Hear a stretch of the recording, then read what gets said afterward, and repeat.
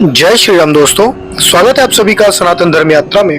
दोस्तों, पिछले वीडियो में आपने मनुस्मृति के 8वें अध्याय के 80 श्लोकों को सुना और समझा। अब आइए चलते हैं मनुस्मृति के 8वें अध्याय के 81वें श्लोक से लेकर 90वें श्लोक तक और आज इन श्लोकों को सुनने और समझने का प्रयास करेंगे। तो आइए सबसे पहले देखते हैं 81वां श्लोक। इसमें लिखा है, सत्यम साक्षी ब्रह्मन् साक्षी लोकानाप्नोति पुष्कलान् यह चानुत्तमहान् कीर्ति भागेशा ब्रह्म पूजितः।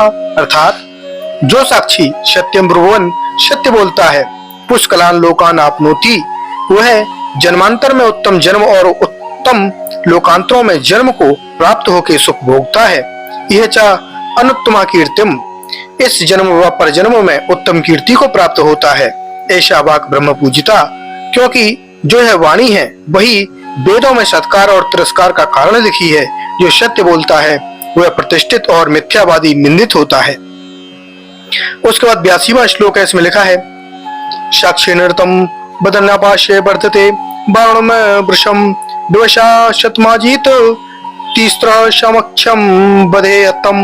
अर्थात साक्षी अनृतम बदन गवाही में झूठ बोलने वाला आदमी, वृषम प्रत्येक जन्म में बावण पाशे बध्यते वरुण पाशों में बंध जाता है, विवशा शतम आ जाती और विवश होकर 100 जन्म तक इसी प्रकार कष्ट भोगता रहता है। तस्मात इसलिए साक्ष्यम व्रतम बदेत, साक्षी सत्य ही बोले। अब इसके अनुशीलन देखिए तो 82वां श्लोक निम्न प्रकार से प्रक्षिप्त है। पहला कारण है प्रसंग विरोध। पूर्वापर श्लोकों में सत्य साक्षी के लाभों का वर्णन चल रहा है, जिससे ज्ञात होता है कि ये दोनों श्लोक परस्पर संबद्ध हैं। बीच में अनृत भाषण के दंड का वर्णन करने से इसकी प्रसंग संबद्धता भंग हो गई है, अतः यह श्लोक प्रसंग भंजक होने से प्रक्षिप्त है। दूसरा कारण है शैलीगत आधार। इस श्लोक में निराधार एवं अतिशयोक्तिपूर्ण वर्णन है। 100 जन्म निश्चित करने और वरुण पाशों में बंधने की बात का कोई आधार नहीं है। मनु की शैली इस प्रकार निराधार एवं काल्पनिकता से युक्त नहीं है। उसके बाद 83वां श्लोक है, इसमें लिखा है, सत्येन पूयते साक्षी धर्म सत्येन वर्धते तस्मा सत्यम ही वक्तव्यम सर्ववर्णेषु साक्षिभिः। अर्थात सत्येन साक्षी पूयते, सत्य बोलने से साक्षी पवित्र होता है और सत्येन धर्म वर्धते, सत्य ही बोलने से धर्म बढ़ता है। तस्मात इससे सर्ववर्णेषु सब वर्णों में साक्षी साक्षियों को सत्यम ही वक्तव्यम सत्य ही बोलना योग्य है। उसके बाद 84वां श्लोक है, इसमें लिखा है, साक्षी आत्मा के विरुद्ध साक्ष्य न दें। इसमें लिखा है, आत्मेव आत्मनः साक्षी गति आत्मना तथात्मनम मां अवमंस्थाम स्वमात्मनाम नृणाम साक्षिणुम उत्तमम। अर्थात आत्मना साक्षी आत्मना एव ही, आत्मा का साक्षी आत्मा तथा आत्मना गति आत्मना और आत्मा की गति आत्मा है। इसको जानने के हे पुरुष, तू नृणाम उत्तम साक्षिणम सब मनुष्यों का उत्तम साक्षी, स्व आत्मनम अपने आत्मा का, मां अवमंस्था अपमान मत कर।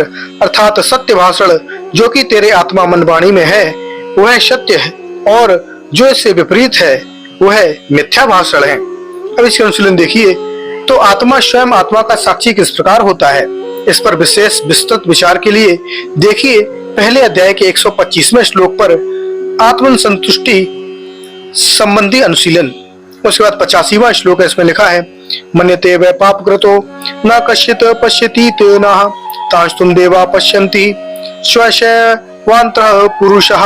अर्थात न कश्चित् न पश्यति इति, हमें कोई नहीं देख रहा है ऐसा पाप करता वह मन्यते पाप करने वाला समझते हैं, किंतु तान उन्हें देवा देवता, जैसा कि 8वें अध्याय के 86वें श्लोक में वर्णित है, प्रपश्यन्ति देखते हैं और स्वस्य एव अंतर पुरुषः उनका अपना अंतरात्मा ही उनको देखता है।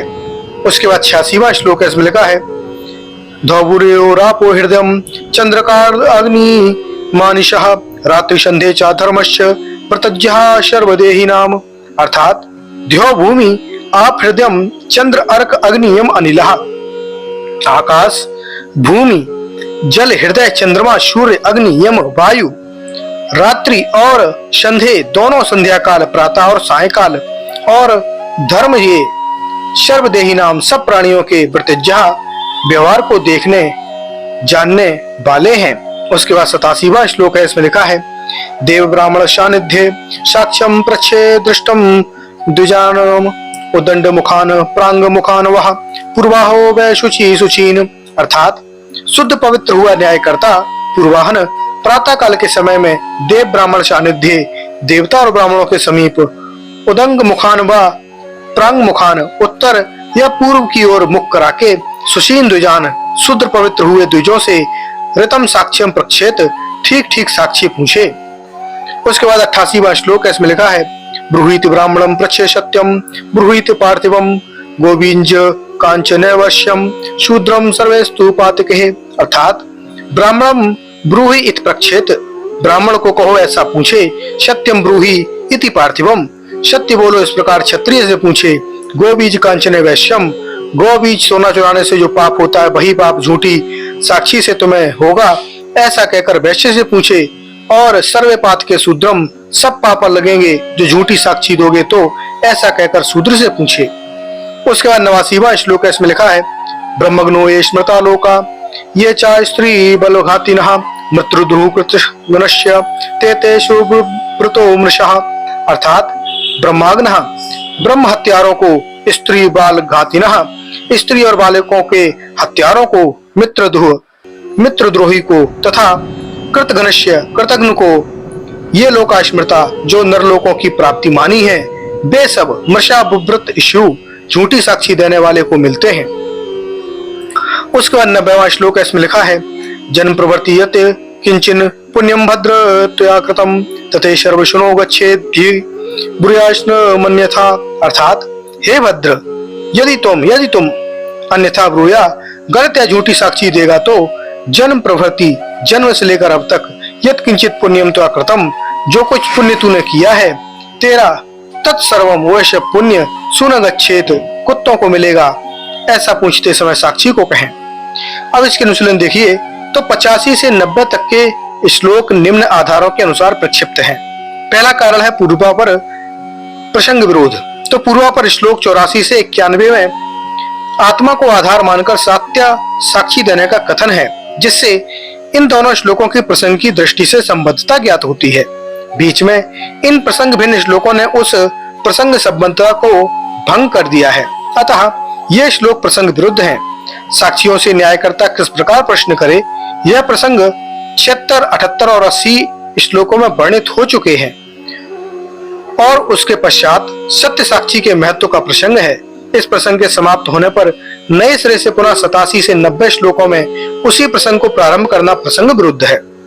दूसरा कारण है अंतर्विरोध। न्यायाधीश राजा एवं विद्वानों द्वारा साक्षियों से प्रश्न पूछने की विधि 79 से 80 श्लोकों में विहित कर दी है। यहाँ 87 से 88 में उससे भिन्न विधि का वर्णन किया है। पुनः भिन्न विधि को दर्शाना विरुद्धता है, अतः विरोध के कारण ये तथा इन पर आधारित 89 से 90 श्लोक प्रक्षिप्त हैं। 87वें श्लोक में वर्णित विधि तो संभव भी नहीं है, क्योंकि साक्षी तो न्यायाधीश की ओर मुंह करके साक्षी देते हैं। तीसरा कारण है शैलीगत आधार। शैली की दृष्टि से इन श्लोकों का वर्णन निराधार है, अयुक्त युक्त है। 85, 86, 89 और 90 श्लोक अतिशयोक्तिपूर्ण है। 89, 90 एवं अभद्र 90वां श्लोक है। मनु की शैली में ये त्रुटियां नहीं है। 85 से 86 श्लोकों में जड़ वस्तुओं को दृष्टा के रूप में स्वीकार किया है, जो बात बेतुकी है। ये प्राणियों के अच्छे और बुरे काम का निश्चय कैसे कर सकते हैं। तो दोस्तों, ये जानकारी आपको कैसी लगी कृपया कमेंट बॉक्स में अवश्य बताइए। बने रहिए सनातन धर्म यात्रा के साथ और लेते रहिए रोचक एवं धार्मिक जानकारियां प्रमाणों के साथ। धन्यवाद। जय श्री राम।